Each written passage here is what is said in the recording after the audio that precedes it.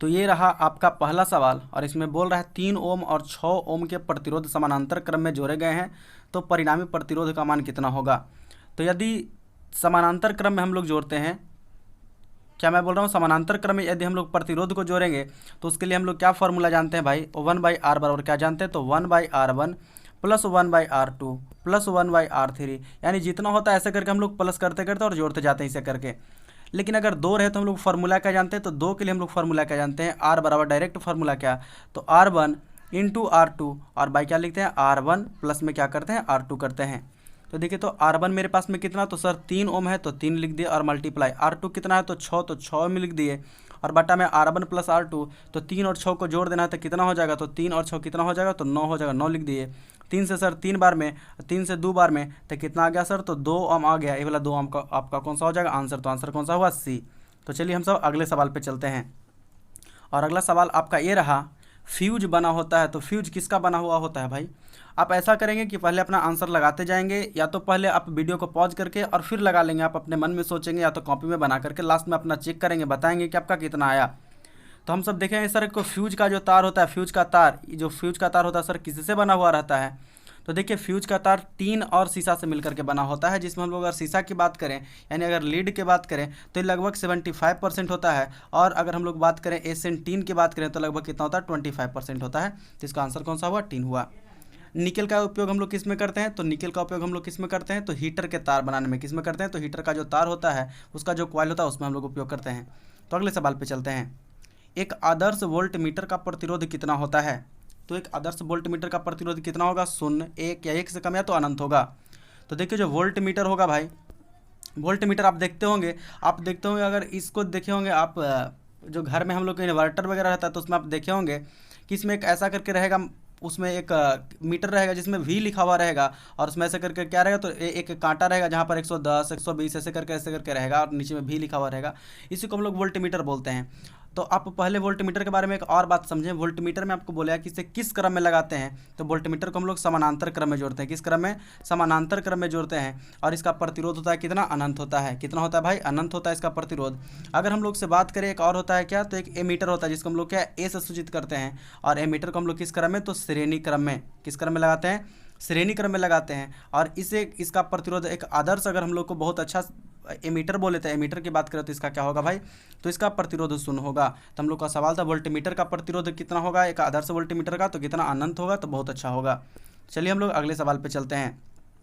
बोल रहा है एक परमाणु में 2 प्रोटॉन, 2 न्यूट्रॉन और 2 इलेक्ट्रॉन है तो द्रव्यमान संख्या, यानी आपसे पूछ रहा है क्या, मास नंबर बोल रहा है क्या भाई, मास नंबर बोल रहा है। तो मास नंबर बराबर हम लोग जानते क्या है, तो सर मास नंबर निकालना हो तो हम लोग न्यूट्रॉन और प्लस प्रोटॉन की संख्या को क्या करते हैं, ऐड करते हैं। इसे हम लोग किससे सूचित करते हैं, ए। तो ए बराबर क्या लिखते हैं, हम लिखते हैं ए बराबर न्यूट्रॉन और प्लस में क्या करते हैं, प्रोटॉन की संख्या बोलते हैं। तो देखिए तो न्यूट्रॉन कितना सर, तो न्यूट्रॉन 2, तो हम लोग 2 कर दिए, और प्लस में प्रोटॉन की संख्या सर कितना, तो 2। तो 2 और 2 कितना हो गया सर, 4। तो ये आपका 4 हो गया, कौन सा इसमें, डी आपका आंसर हुआ।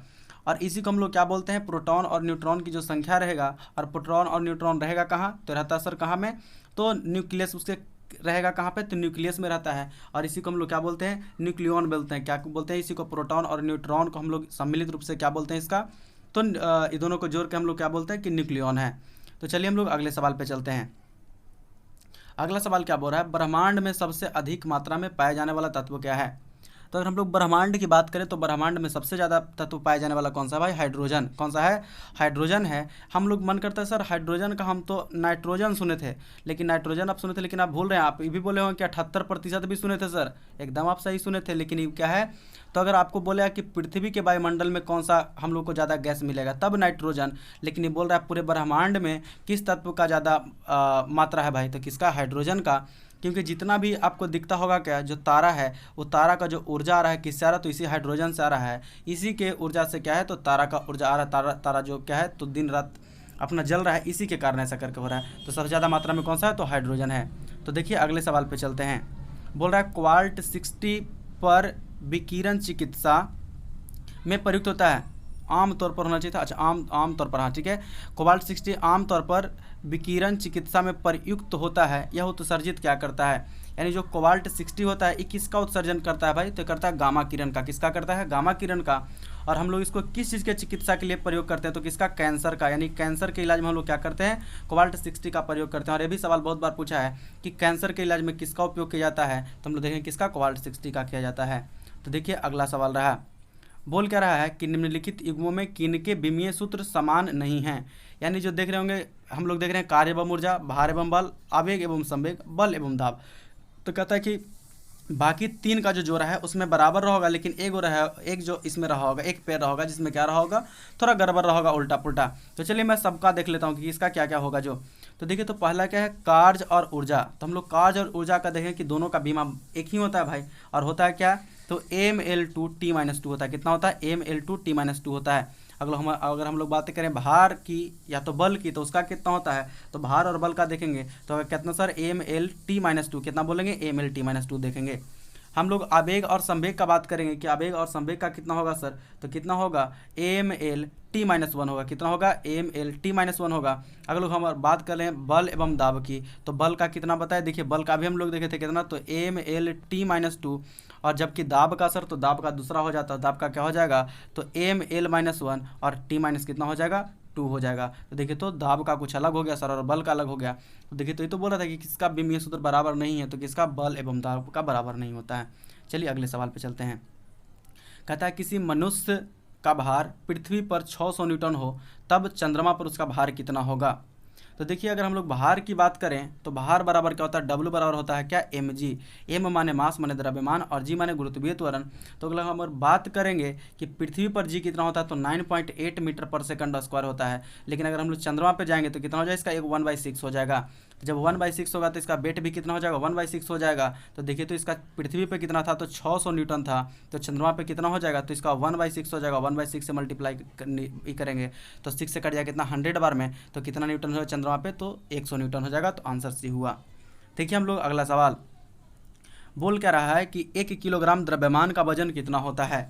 यानी वेट के बारे में बात बोल रहा है। किसका बोल रहा है, वेट बराबर, और वेट का भी मैं आपको फॉर्मूला बताया mg। हम कहाँ पर कितना बोला है, 1 किलोग्राम द्रव्यमान, यानी m बराबर हमको दे दिया 1 kg।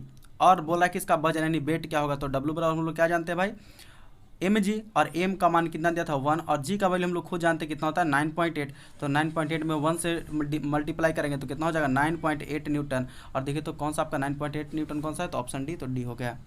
तो इसी ढंग का बहुत आसान है, आपको हार्ड नहीं लगेगा, सब आसान सा सवाल है। और अगर अच्छा लगता है तो वीडियो को लाइक कर लीजिएगा और चैनल को सब्सक्राइब कर ही लीजिएगा, क्योंकि ऐसा ऐसा आपको सवाल आपको मिलते रहेगा।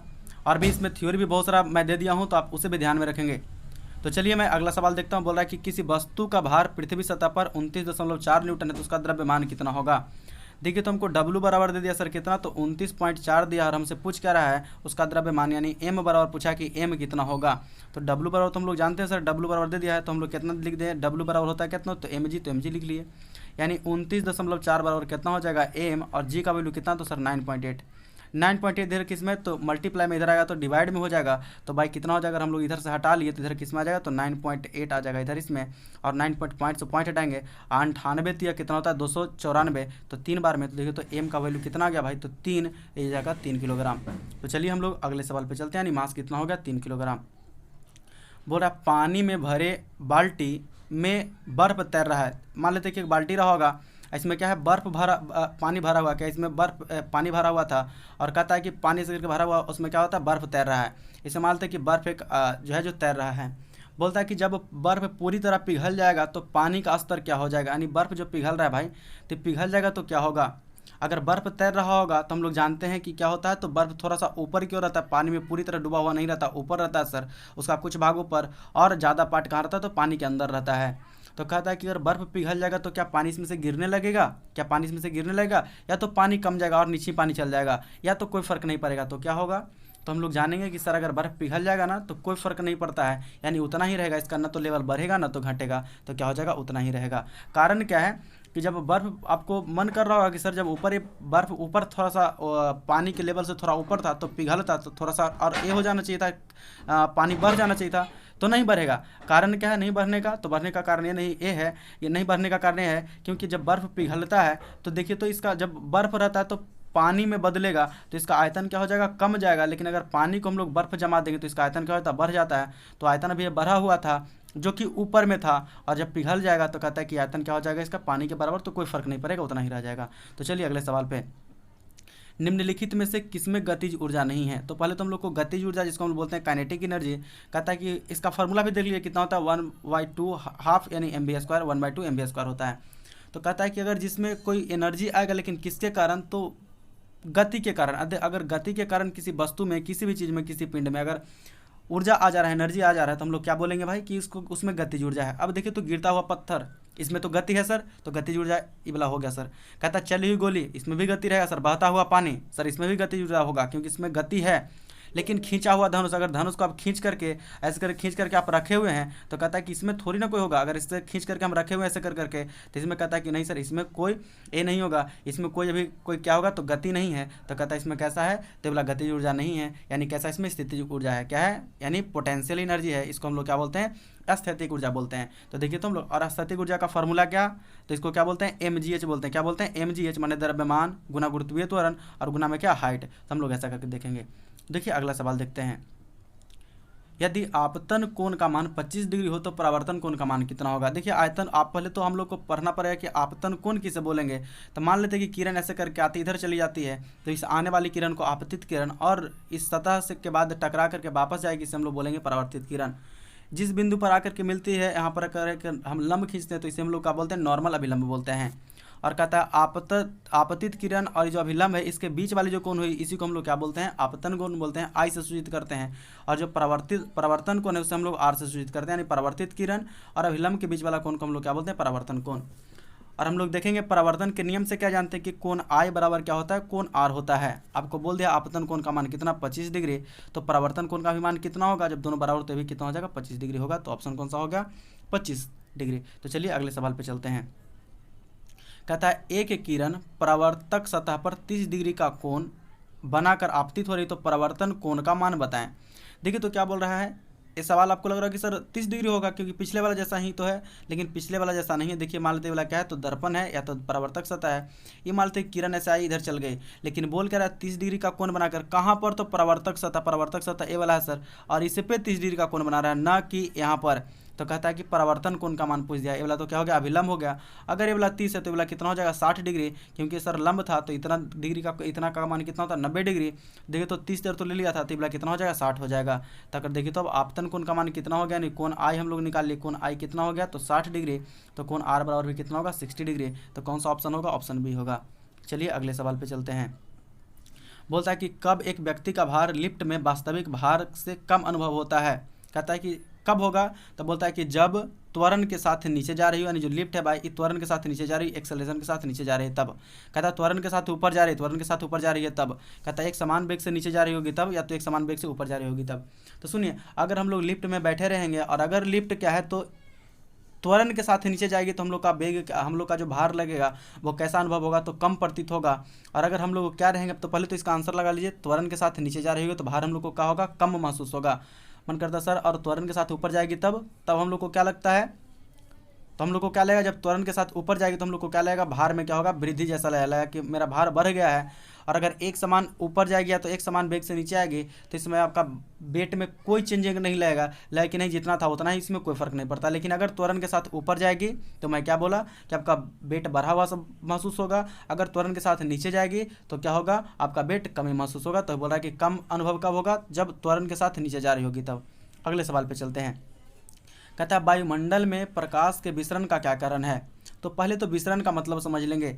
अच्छा, आप हम सब जानते हैं कि क्या कि किरण कैसे चलती है, सीधी रेखा में। लेकिन जरा मान लेते हैं कि एक ऐसे करके लोग रहा होगा, इधर से इसका घर पूरा, अगर मान लेते सूर्य अभी इधर में है, मान लेते हैं सूर्य अभी किधर में, इधर में उगा हुआ सूर्य है भाई, और क्या होता है सूर्य इधर में उगा हुआ है, तो इसका किरण तो इधर से ही आएगा, ऐसे तो होकर के इधर नहीं आएगा। और अगर इसका दरवाजा मान लेते हैं कि एक लड़का है, उसका दरवाजा इधर की ओर है, ऐसे करके इधर में दरवाजा इसका है, अगर इधर दरवाजा रहेगा तो कहता है कि इसके घर में तो क्या नहीं जाना चाहिए, इसके घर में तो नहीं जाना चाहिए था। अगर इधर दरवाजा रहता इसका, अगर इधर से दरवाजा खिड़की रहता तो सूर्य का प्रकाश ऐसे तो नहीं आता, लेकिन फिर भी इसका घर में लाइट कैसे आता है, तो कहता है किसके कारण, इसी विसरण के कारण। क्या होगा कि हवा में ढेर सारा धूल कण रहेगा, और क्या होगा इसी से सूर्य का प्रकाश टकराएगा, टकराने के बाद में क्या होगा, तो कहता है कि इधर उधर फैलेगा, इसी को हम लोग बोलते हैं विसरण बोलते हैं। आगे चल के हम लोग प्रकीर्णन के बारे में भी जानेंगे। तो कहता है कि सर ऐसे करके होता है, तो विसरण का कारण क्या होगा, तो धूल कण, न कि हाइड्रोजन हीलियम, ये सब कुछ होता है। तो सब नहीं सर, मेन रूप से कौन सा, धूल कण है, डस्ट पार्टिकल। तो चलिए हम लोग अगले सवाल पे चलते हैं। क्या बोल रहा है कि यदि प्रकाश का आपतन कोण 60 डिग्री और अपवर्तन कोण 30 डिग्री हो तो माध्यम का अपवर्तनांक क्या होगा। देखिए तो हम लोग को क्या दिया है, आपतन कोण दिया है कितना, यानी कोण आई बराबर कितना दिया है, तो 60 डिग्री, और अपवर्तन कोण यानी हम लोग को आर दिया है, ई आपतन रिफ्लेक्शन वाला नहीं है, ई रिफ्रैक्शन वाला है, तो कितना बोला है, 30 डिग्री बोला है। बोल रहा है कि माध्यम का अपवर्तनांक यानी म्यू आपसे पूछ रहा है, तो म्यू बराबर क्या होता है, म्यू बराबर कौन क्या हम लोग बोलते हैं, तो साइन आई, और बटा में क्या बोलते हैं, साइन आर, क्या बोलते हैं, साइन आई बटे साइन आर। चलिए देख लीजिए, तो हम लोग क्या बोलते हैं, म्यू बराबर क्या बोलते हैं सर, साइन आई, और बटा में क्या बोलते हैं, साइन आर बोलते हैं। तो देखिए तो साइन आई यानी साइन कितना, आई का वैल्यू कितना सर, तो 60 डिग्री, और साइन आर, आर का वैल्यू कितना सर, तो लिख देंगे साइन 30 डिग्री। देखिए तो साइन 60 का वैल्यू कितना सर, तो √3/2, और साइन आर माने 30 डिग्री का वैल्यू कितना, तो सर 1/2, ये 2 चल जाएगा ऊपर, 2 से 2 कट जाएगा, तो सर बच गया कितना, √3, और √3 का वैल्यू कितना है, 1.732। तो देखिए तो 1.7 के पास में जो भी होगा तो कौन सा हो जाएगा, ऑप्शन सी 1.73। चलिए अगले सवाल पे चलते हैं। दाढ़ी बनाने के लिए किस दर्पण का उपयोग किया जाता है। तो देखिए हम लोग पहले तो हम लोग सोचेंगे कि दर्पण जो भी यूज करेंगे तो दाढ़ी बनाने से मतलब क्या, कि दाढ़ी बनाने में हम लोग यूज करेंगे तो क्यों करेंगे। तो अगर मान लेते हैं कि हम लोग उपयोग करते हैं किसका, अवतल दर्पण का, तो हम लोग को क्या करेगा कि चेहरा बड़ा दिखाएगा, तो अच्छा है, एक भी दाढ़ी नहीं छूटने देगा। तो हम लोग अवतल दर्पण का उपयोग करते हैं किसमें, दाढ़ी बनाने में। कारण क्या है कि जब हम लोग अवतल दर्पण का उपयोग, लेकिन इसमें झमेला है, कोई ठाकुर वगैरह रखता नहीं है, इसलिए ना कि इसको हम लोग, अगर हम लोग एक सवाल और आपको पूछेगा, यदि आप कुछ अच्छा हाई लेवल वाला एग्जाम देंगे तो उसमें पूछेगा आपको कि दाढ़ी बनाने के लिए अवतल दर्पण का उपयोग करते हैं, लेकिन उसमें चेहरा को कहाँ रखना चाहिए, तो ध्रुव और फोकस के बीच में रखना चाहिए। अब देखिए इसको कुर्सी को यहाँ पर एडजस्ट करना पड़ेगा, अगर लोग पीछे की ओर आ जाएगा तो इसका प्रतिबिंब उल्टा बनने लगेगा, छोटा बनने लगेगा, कभी ज़्यादा बड़ा बन जाएगा, तो हम लोग को इसमें कहाँ पर एडजस्ट करना पड़ता है सर, तो फोकस और ध्रुव के बीच। अगर हम लोग इधर आ जाएंगे तो चेहरा उल्टा बनने लगता है, तो इसमें झमेला भी है। एक बात और देखिए, तो अगर छोटा छोटा दाढ़ी रहेगा तो उसको बड़ा करके दिखाएगा, लेकिन सोच लीजिए कि जिस दिन अगर किसी को थोड़ा सा भी कट जाएगा तो मालूम चला कि दिखा देगा कि बड़ा सा कट गया है, और ठाकुर की पिटाई हो जाएगी। वैसे में बोला कि हमको ज़्यादा काट दिया है, क्योंकि बड़ा सा दिखा देगा तो लोग ठाकुर लोग ये वाला नहीं रखते हैं, तो उनका भी मजबूरी है, और प्लस में इसमें चेहरा को भी एडजस्ट करने में बड़ा मुश्किल होता है। तो हम लोग किसका ऐसे देख लीजिए, तो हम लोग मेन रूप से क्या करते हैं, तो दाढ़ी बनाने में या तो बोलेगा हजामत बनाने में किसका, तो अवतल दर्पण का। हम लोग समतल दर्पण का उपयोग देख लेते हैं, तो कहाँ में, कैलिडोस्कोप में, कहाँ करते हैं, कैलिडोस्कोप में, फिर बहुरूपदर्शी में हम लोग करते हैं, और कहाँ सर, तो ड्रेसिंग टेबल वगैरह में करते हैं। अवतल दर्पण का और हम लोग उपयोग कहाँ कर रहे थे अवतल दर्पण का, तो सोलर कुकर में, सौर भट्टी में, ऐसा करके अवतल दर्पण का उपयोग कर रहे थे। हेडलाइट में भी उत्तल दर्पण का हम लोग कहाँ पर, तो पश्चदीप दर्पण, जिसको हम लोग क्या बोलते हैं, साइड मिरर के रूप में, सोडियम परावर्तक लैंप में, और कहाँ पे हम लोग करेंगे, तो सर अगर कोई गोदाम वगैरह की रखवाली करना तो वहाँ पे हम लोग किसका करते हैं, उत्तल दर्पण का उपयोग करते हैं। तो देखिए हम लोग अगले सवाल पे चलते हैं। अब क्या बोल रहा है, कूलाम किसका मात्रक है, तो कूलाम किसका मात्रक है भाई, तो कूलाम किसका मात्रक है, तो सर ये वाला किसका है, विद्युत आवेश का। किसका है, विद्युत आवेश का। अगर बात करें विद्युत धारा का मात्रक क्या है, तो एम्पियर क्या है, एम्पियर है। अगर हम लोग बात करें विद्युत प्रतिरोध का तो क्या है, ओम है सर। और अगर विद्युत विभव का करें तो क्या हो जाएगा, वोल्ट सर। देखिए तो हम लोग विद्युत विभव का क्या देखें, तो सर विद्युत विभव जिसको हम लोग क्यू से सूचित करते हैं, तो इसका मात्रक क्या है, तो सर हम लोग क्या देखें, आवेश का मात्रक क्या है, तो कूलाम है। विद्युत धारा का मात्रक क्या है, तो एमीटर, और इसको हम लोग एम्पियर, और इसको मापते किससे, तो एमीटर से। विद्युत प्रतिरोध को हम लोग देखिए तो इसका मात्रक क्या था, तो ओम था सर। और विद्युत विभव का क्या था, वोल्ट था, जिसको हम लोग मापते हैं वोल्ट मीटर से। तो चलिए अगले सवाल पे चलते हैं। और ये सबसे लास्ट सवाल है, बोल रहा है कि सबसे कम तरंगदैर्ध्य वाला प्रकाश कौन सा है। तो अगर हम तरंगदैर्ध्य की बात करें, तरंगदैर्ध्य करने का मतलब ऐसे करके तो कहता है सबसे कम तरंगदैर्ध्य किसका होता है का, तो बैगनी का। और अगर सबसे बड़ा करता तो किसका होता है, लाल का होता है। और देखिए तो बैगनी का तरंग दैर्ध्य सबसे कम होता है, लेकिन आवृत्ति सबसे ज़्यादा इसी का होता है। क्या बोलेगा, फ्रीक्वेंसी आवृत्ति जो होता है सबसे ज़्यादा किसका होता है, तो इसी का, यानी किसका बोल रहे हैं, बैगनी का। लाल का आवृत्ति सबसे कम होता है, लेकिन हम लोग बोले क्या कि सबसे अधिक आवृत्ति किसका, तो बैगनी का, और सबसे कम तरंग दैर्ध्य किसका, तो इसी बैगनी का होता है। तो हम सब आज इतना देख लिए हैं, और अगर आपको वीडियो पसंद आता है तो चैनल को जरूर सब्सक्राइब कर लीजिएगा, क्योंकि मैं डेली ऐसा कर करके एक सेट लाता रहूँगा। और हो सकता है कि अगले कुछ दिनों में मैं और भी थ्योरी से भी सेक्शन जो पहले मैं दिया हूँ उससे भी सेक्शन मैं लाता रहूँगा। तो चलिए आप इसी ढंग से अपना प्यार बनाए रखें, क्योंकि आपका प्यार ही मेरे लिए बहुत काफ़ी है। आपका जो कमेंट पढ़ता हूँ तो दिल बहुत अच्छा लगता है, अंदर से बहुत अच्छा फीलिंग आता है कि नहीं मुझे वीडियो बनाना है। तो चलिए आप इस ढंग से अपना प्यार बनाए रखें, और अगर आपको अच्छा लगता है तो वीडियो को लाइक कर लें और चैनल को सब्सक्राइब कर दीजिए। चलिए फिर से हम लोग किसी अगले वीडियो में मिलते हैं, तब तक के लिए नमस्ते, नमस्कार, जय हिंद, भारत माता की जय, वंदे मातरम।